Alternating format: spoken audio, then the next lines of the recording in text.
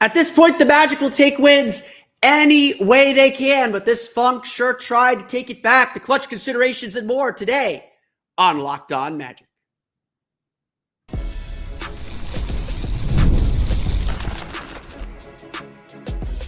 You are Locked On Magic, your daily Orlando Magic podcast, part of the Locked On Podcast Network, your team every day. And you are indeed Locked On Magic. Today is March 9th, 2025. My name is Philip Rossman-Reich. I'm the senior writer over at OrlandoMagicDaily.com. You can find me on Twitter at PhilipRR_OMD and on Blue Sky at PhilipRR. On today's episode of Orlando Magic, how desperately the Orlando Magic needed to win, why it doesn't matter how you get there, and the clutch struggles that have put the Magic in this hole. We're going to get to all that coming up here in just a moment. First, we want to thank you again for making Locked On Magic part of your day every day. No matter when you listen to us, whether it's first thing in the morning, whether it's right when we upload, we truly appreciate you making Locked On Magic part of your day every day. You can make Locked On Magic even bigger part of your day with the Locked On Magic daily newsletter. So one stop for ultimate team and league coverage delivered right to your inbox Monday through Friday. Sign up for free now at LockedOnDaily.com. That's LockedOnDaily.com and start your day with the all-new free Locked On Magic newsletter. I'll be writing my newsletter actually not right after this. It's still Sunday morning, but I'll be writing it later. So sign up today to get your Monday newsletter late morning, early afternoon on Monday. Today's episode is brought to you by FanDuel. Right now, new customers can bet $200 or get $200 in bonus bets when your first $5 bet wins. So much of the tension of the last month of the season, let's just say all of February, has been this push and pull between who we think the team should be and who this team has become.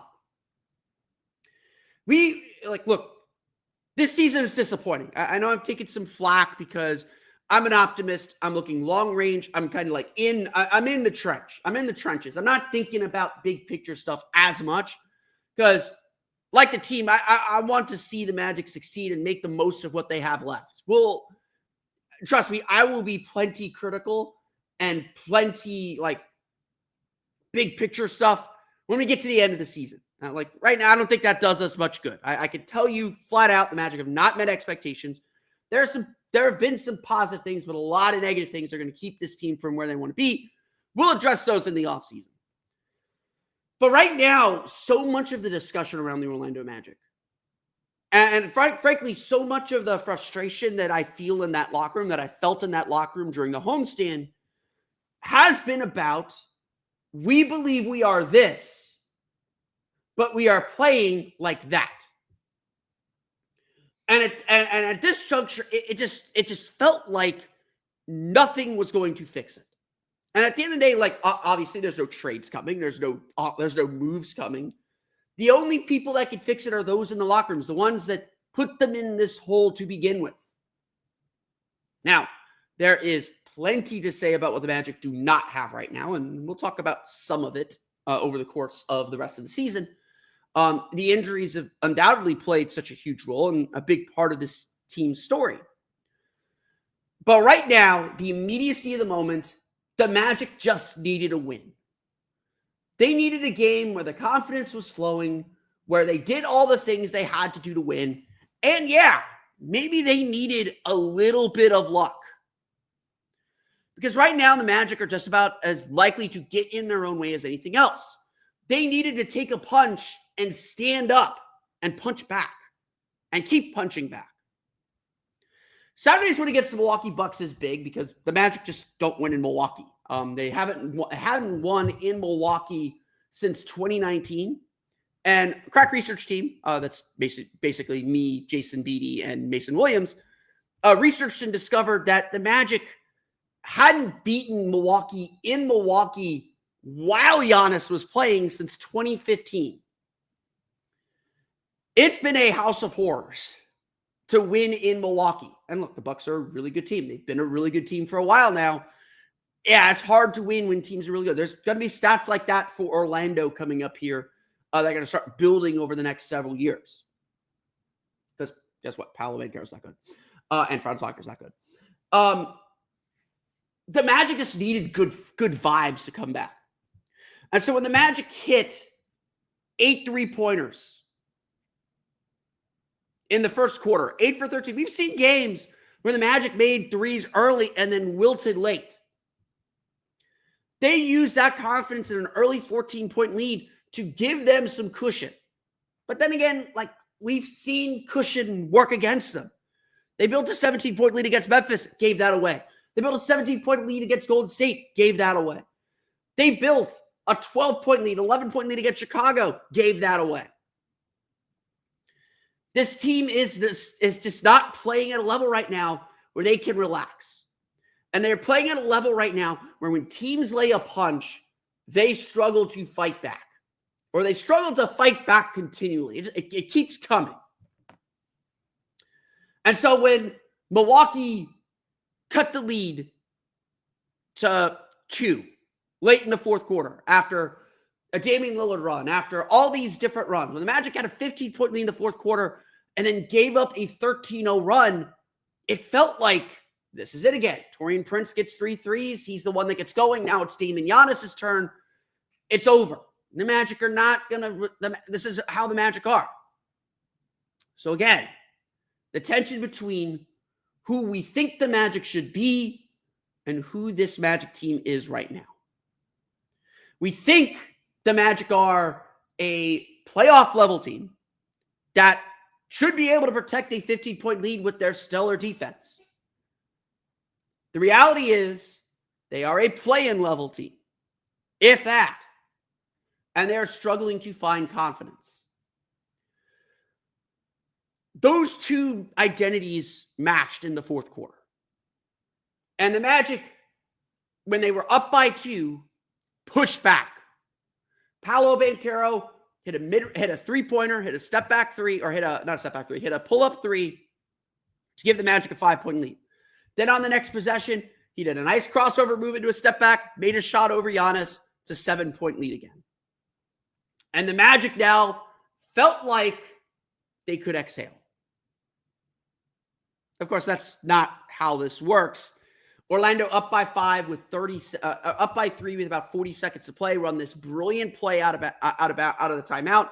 Kentavious Caldwell-Pope got a great block on Damian Lillard to preserve a 3-point lead. Gave the Magic the ball back. They run this great play out of the timeout. Paolo drive, kick out to KCP. KCP to Cole. Cole passes on the open 3, drives to the basket, finds Wendell Carter in the dunker spot, the bodega, as we've learned the Magic call it, and he gets a big dunk for a 5-point lead. 5-point lead with 28, 29, 25 seconds left. That should be enough. This team is still fighting its demons. And Kentavious Caldwell-Pope was late on a rotation, did the one thing you cannot do. You cannot foul. Giannis Antetokounmpo gets an and 1, makes it a 2-point game. The Magic with a timeout in their pocket, and I do not understand why the Magic did not call a timeout after the made free throw. That is, you do that. People yell at me for that, have yelled at me for this. I did not hate the Magic not calling timeouts in either the game against the Grizzlies. I know they tried to. I did not hate that decision to just go against the Grizzlies. I definitely agreed with the decision not to call timeout against the Raptors. Magic got a good shot out of that. They needed to call a timeout there. 10 out of 10, call timeout after a made free throw. There's no reason you're taking the ball out of the basket. Defense is set anyway. Call a timeout, advance the ball. You just need to get fouled. You need to get fouled and make your free throws. It's free throw awareness month. Make your free throws. Instead, Cole Anthony drives into a trap, tries to fight through it instead of calling his timeout then, and turns the ball over, giving Milwaukee a last chance. Of course, at that point, you're in the hands of the gods.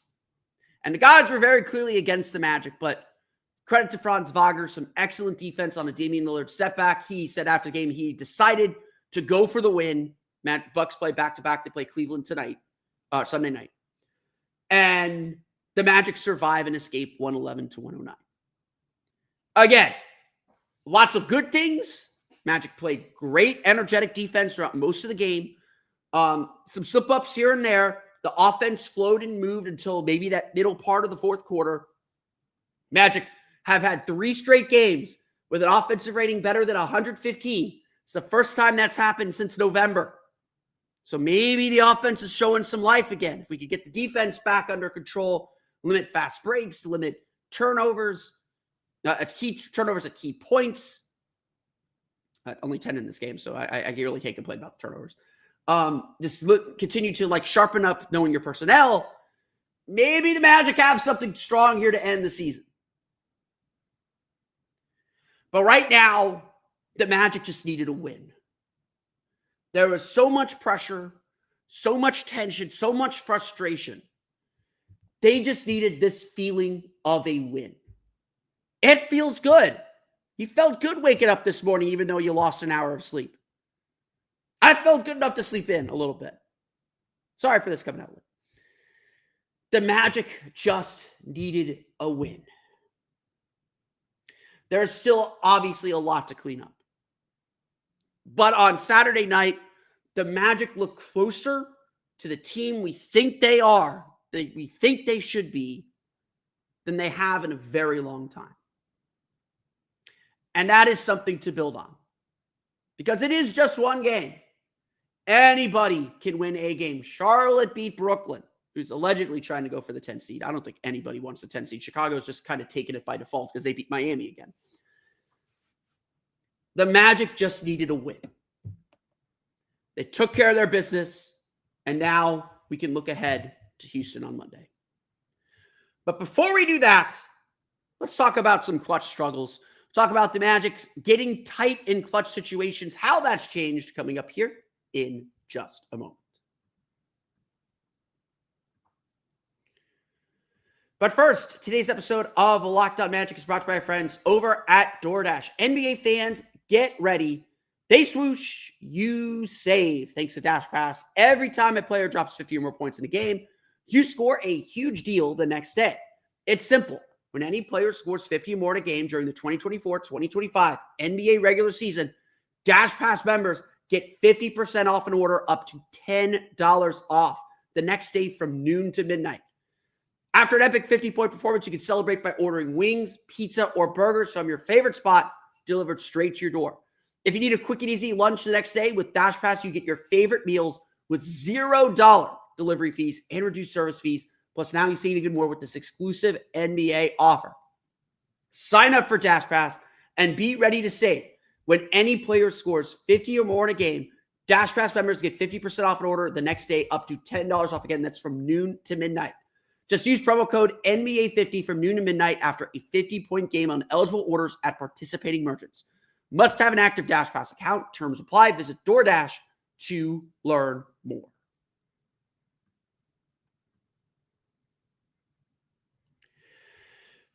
I don't like talking about clutch stats. Sample sizes are always way too small. Things happen. And like Jamal Mosley always says after close losses, games are often won or lost well before you get to clutch situations. The way I have always viewed clutch situations is they're coin flips. They're coin tosses. Franz Wagner played incredible individual defense to contest that Damian Lillard shot. But Damian Lillard is the kind of player who can hit shots over good defense. The reason I don't like clutch, the reason why I tell everyone good teams don't win clutch games, they avoid them, is because you get randomness. You can play good defense and get beat. You can play great offense, take a great shot, and miss. If it's a make or miss league, sometimes it's completely random and out of your control. And what a lot of the teams do is they control that randomness by limiting their exposure to clutch situations. Now, look, when you get into a playoff series, those are the things that turn games. Those 50-50 games. When you're in a tight playoff race like the Magic are, these games determine where you land. In the Western Conference, where 8-2 is separated by like 3 games, the kind of losing streak the Magic have been on, where they lost 3 straight games by 2 or fewer points, that could be the difference between home court advantage and the 8 seed, or playing in the play-in, or having to go through hoops to get into the playoffs. The Magic are in their own tight battle. They're a half game behind the Miami Heat, half game ahead of the Atlanta Hawks, or half game behind the Atlanta Hawks now. Wait, yes. Half game ahead, tied with the Miami Heat in the Southeast Division. They are in the middle of a very, very tight battle. They are in the middle of this knockdown, drag-out fight for playoff positioning, for everything. And every single one of these games matter. So clutch losses hurt. And the Magic's clutch record is spotty, I would say. The Orlando Magic are 15th in the league. They're 15-15 in clutch situations. And again, this is about what you expect. You expect to go 500. When you win clutch games or you're really good at clutch games, Cleveland's got 21 wins. They're 21-6. Houston's 21-16. Atlanta is 20-16. Orlando's responsible for one of those losses. Golden State's 20-18. Golden State beat Orlando in those. The Lakers are 20-11. Magic are responsible for one of those losses. A lot of teams hover around 500. Minnesota is 17-23 in clutch situations. That is the 8th most wins, but by far the most games in clutch situations. Orlando's 12th this year in clutch situations at 15-15. So the thing we know about this Magic team is they typically play these kind of ugly games. And a lot of the perception of how the Magic play close games is they're not beating you with offense. They're in the lead and holding on for dear life. What we saw against Toronto, that's a rarity for the Magic. They're not a team that makes comebacks late. What we saw Thursday against Chicago is a rarity in that Orlando did not hold on to get that win. What we saw against Milwaukee on Saturday is kind of how the Magic handle clutch situations. They take the lead in those final minutes. They wrap their arms around the lead, and they hold on for dear life. The Orlando Magic are still one of the best fourth quarter teams in the league. Let me pull up these stats real fast. The Magic are still statistically one of the best fourth quarter teams in the league. According to NBA.com, as I try to fight to pull up the stats here, the Magic are 4th in the league with a plus 6.2 net rating in the fourth quarter. So 111-1 offensive rating, which is okay, and a 105 defense rating, which is elite. Again, the Magic strategy is we're going to take the lead in the fourth quarter, we're going to strangle you with our defense and hold on for dear life.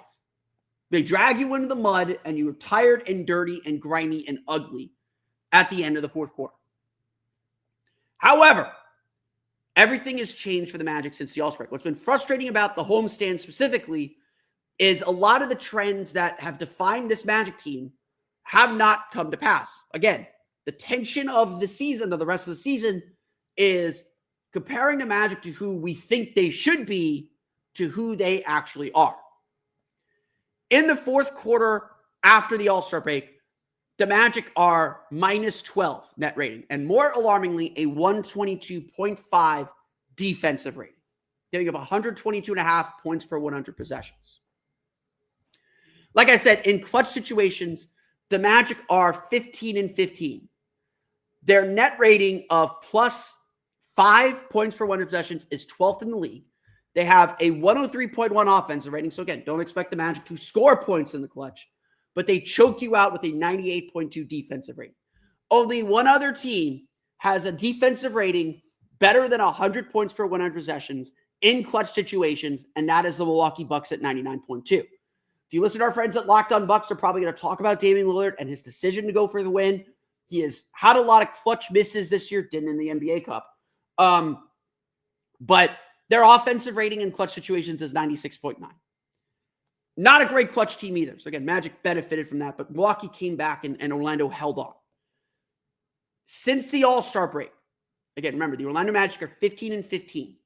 Since the All-Star break, the Orlando Magic are 2-5 in clutch situations. That means they were 13-10 entering the All-Star break in clutch situations.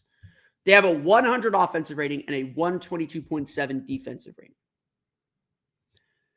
This is at the heart of everything.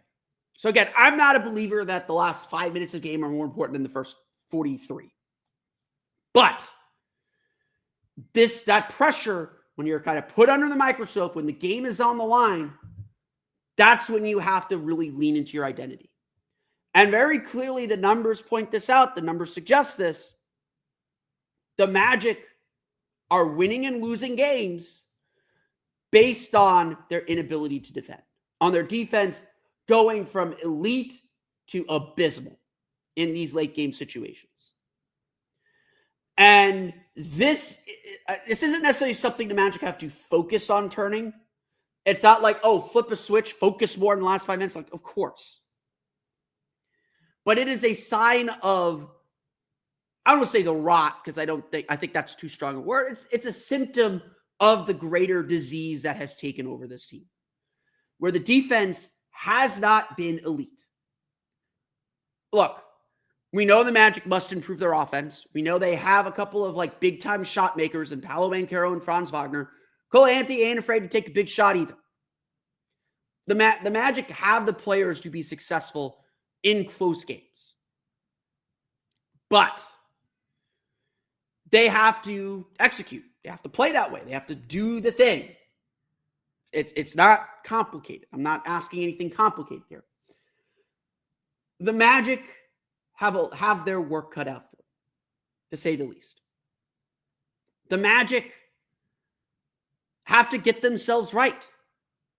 And we know the offense isn't going to be good. Offense has played better lately. I'm optimistic that the offense is finding some things out here. And again, we'll see what they look like Monday night. But the next thing for the Magic is to get their defense back. That is this team's identity and its key to success. Their offense is never going to be good enough to withstand bad defense.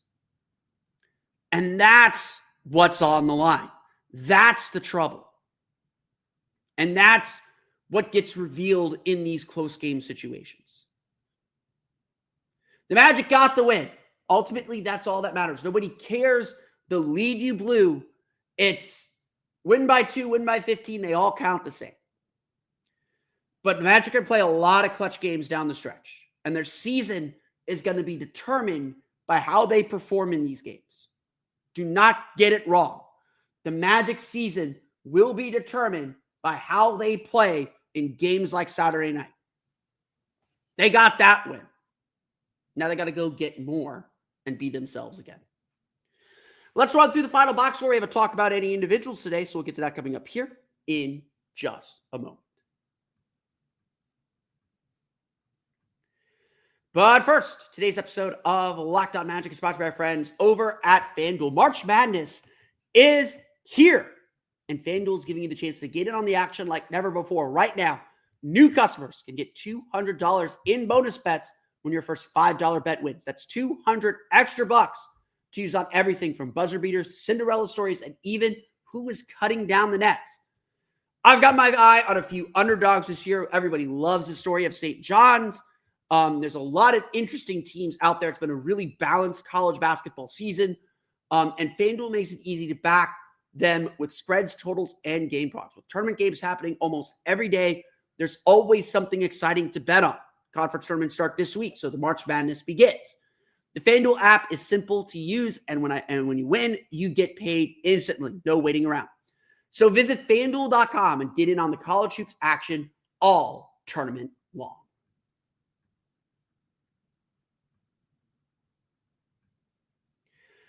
Let's run through the final box score as the Orlando Magic defeat the Milwaukee Bucks 111-109. Again, just a really solid game for the Magic. Just like right out of the gates, they obviously made the 8 threes, which I think elevated confidence and gave them a little bit more spirit. But they played excellent throughout the game offensively. They were attacking. They got to the line for 19 free throws, which isn't a lot for them, but they only scored 38 points in the paint. So the threes definitely boosted them a little bit. But I like the pace that the Magic played at. I like the energy the Magic played at. I like that they were able to find shots when they absolutely needed them. Paolo Banchero led the way with 29 points, 9 for 16 shooting, 4 for 7 from 3, 7 for 10 from the foul line, 6 rebounds, 2 assists. Really loved his game. He's I won't say Paolo Banchero is pre-injury Paolo, but he is getting there very, very quickly. He's top 5 in the league in scoring since the All-Star break. He's leading the league still, I think, at free throw attempts per game since the All-Star break. He's forcing his way to the line. That three-point shot is coming around again. He's going through a little hot spurt from three. He's just able to get to his spots. And again, it's just about shot selection, making quick decisions, attacking. He's making a lot of those right decisions where he was struggling with it a month ago. Coming back from the injury has been a hard task for him. It's taken him a while. But if the Magic are getting pre-injury Paolo the rest of the way, they're going to win a lot of games because he's really good. And he found his spots. He picked out mismatches. He attacked. He played a great game. Great game from Paolo. Franz Wagner added 18 points, 8 for 17 shooting, 1 for 4 from 3. 7 rebounds for him, 5 assists. This was more of a distributing game for Franz. I don't believe Giannis was guarding him. They had Kuzma on Paolo. They switched a lot. I think Franz had Giannis on him. So Franz did a good job. Honestly, forget his offense. This was a great defensive game from Franz. He was so locked in, doing everything he could to challenge Damian Lillard, to challenge whoever he was guarding. Got switched on Giannis, was really physical with him. Look, it may not have always been super effective, but he made the big stop at the end. You credit him with the stop at the end. Franz played really well. The offense wasn't quite there that you completely want, but the Magic got help elsewhere. Cole Anthony, real big hero of this game. 22 points, 8 for 13 shooting, 4 for 6 from 3, 9 assists, 4 rebounds.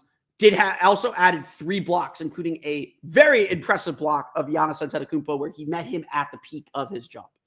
Cole was great. When Cole plays like this, when he's probing, getting into the lane, dishing out, making passes, and scoring and hitting those spot-up threes, he is such a value. He can be such a valuable player. Look, obviously you're kind of hiding it a little bit on defense. Again, not for lack of effort. Cole tries really hard on defense.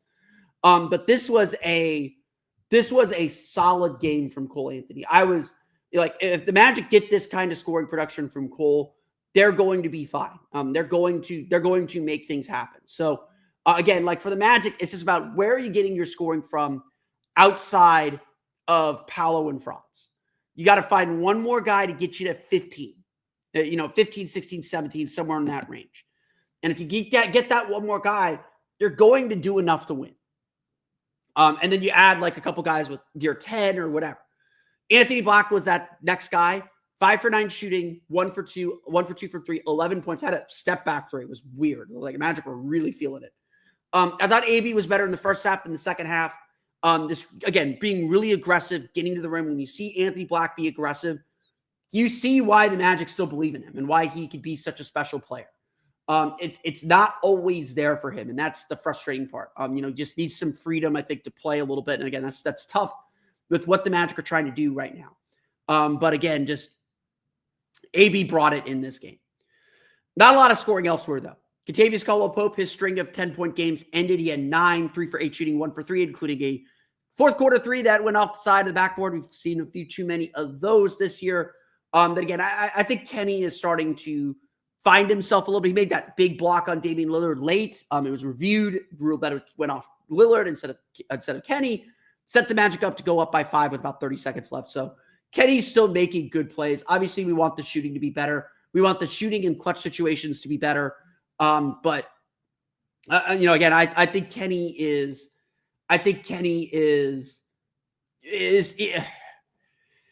he's playing better than he has all year, but he's obviously not what the Magic need overall, or what the Magic hoped they were getting. I want to give Wendell Carter credit. I thought Wendell Carter played well. 7 points, 3 for 7 shooting. He missed all 3 of his 3-pointers. 4 rebounds for him. He got the assignment on Giannis. And look, I know Giannis scored 37. He was 15 for 23, 7 for 11, 11 rebounds, 4 assists. Magic usually force a lot of turnovers on Giannis. They didn't do that. I thought Wendell competed really well. Maybe I'm lowering my standard again. I'm not sitting here saying Wendell Carter's perfect or Wendell Carter is the answer to everything and that he's back to his pre-whatever happened form. He's been playing well. Like, he's been fine. Like of all the Magic's problems right now, like Wendell Carter is not what I'm concerned about. He has limitations. He's not perfect on offense, but he is competing really hard and doing what the Magic need him to do. He brings the versatility of the Magic what the Magic need at that spot. And I thought he did a good job defending Giannis. Again, Giannis is Giannis. He's going to get his. You can play great defense. He's still going to figure out a way. I thought he was physical with him. I thought he bumped him. I thought he did what you have to do against Giannis, and Giannis had a good game. Again, Giannis at 37. So I've been look for the last month, 5-6 weeks. Wendell Carter has been good, and I'm fine with what the Magic are getting from Wendell Carter. I thought this was another nice game. Orlando did some different things with the rotation in this game. They played Jonathan Isaac at center for long stretches. Goga Bitadze only played 9:15. Jonathan Isaac's only played 9:29. So I think Orlando was experimenting to kind of see what would work at center. So Isaac got some run at center. Mixed reviews, did okay in the first quarter, didn't do okay in the second quarter as much, or in the third quarter as much. They played Caleb Houston again. He got 6:25. He was off the bench in the minutes that Jet Howard was usually getting for Gary Harris. 3 points, 1 for 4 shooting from 3. Caleb Houston stuff, for the role that he plays and what the Magic expect of him, Caleb Houston has to make shots. And he's just not making shots at a high enough level to continue to try him. Again, I think the Magic are thinking about what they think he should be rather than what he is. But the Magic threw out a weird lineup to start the second quarter or to end the first quarter, where they had Jonathan Isaac at center, Anthony Black, Gary Harris, Caleb Houston, and Tristan Da Silva. So theoretically, 3 shooters with Anthony Black and Jonathan Isaac. It kind of worked. So I think what we're seeing a little bit more now is the Magic trying to kind of throwing their hands up and saying, we're going to at least put nominal shooting on the floor more, whether it's Jet Howard, Gary Harris, Kentavious Caldwell-Pope, Tristan Da Silva, Caleb Houston, guys that maybe they don't trust completely, but at least can be floor spacers and figure out which one has it going and go with it. In this game, even though he took 1 shot, missed it, even though he didn't score, in this game, that guy was Gary Harris. Gary Harris has been a true pro throughout the course of the season. His minutes have kind of gone back and forth. The Magic know they can trust his defense. They know teams still believe he's a 3-point shooter. Just got to work the ball to him and hope that he makes those shots. But Gary Harris played really well. So did Tristan Da Silva, by the way. 5 points, 2 for 4 shooting. He missed his 2 3-pointers. But again, just Magic are trying to find pockets where guys are scoring and doing the things they need them to do.